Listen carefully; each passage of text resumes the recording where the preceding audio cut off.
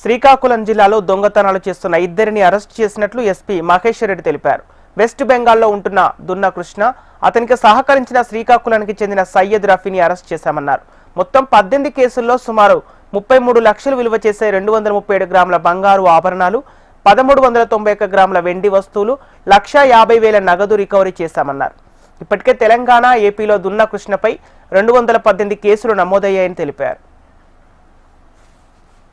శ్రీకాకుళం డిస్ట్రిక్ట్కి సంబంధించి 18 కేసుల్లో వీళ్ళు టోటల్గా ప్రాపర్టీ అఫెన్సెస్ చేశారు రీసెంట్గా 24-25కి సంబంధించి. సో వాటిలో మనకి టోటల్ ప్రాపర్టీ లాస్ వచ్చి 476 గ్రాముల గోల్డ్, 1443 అంటే ఆల్మోస్ట్ కిలోన్నర సిల్వర్, 7 లక్షల క్యాష్ పోయినట్లు కంప్లైంట్స్ ఉన్నాయి మనకి.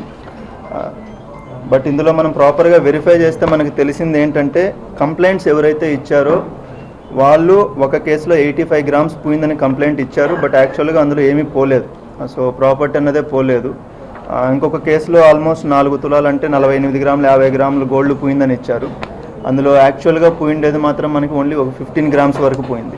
రిమైనింగ్ అనేది అది ఎక్కువ కంప్లైంట్ వాళ్ళు ఇవ్వడం జరిగింది.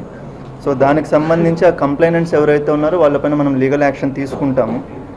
సెకండ్ థింగ్ ఏంటంటే, ఇప్పుడు అవన్నీ వెరిఫై చేశాక మనకు తేలింది ఏంటంటే 362 గ్రాముల గోల్డ్, 1391 గ్రామ్స్ సిల్వర్ అండ్ ఒక 6 లక్షల వరకు క్యాష్ పోయింది. సో దానికి సంబంధించి మనం 237 గ్రాముల gold, 1390 grams silver and 1,50,000 cash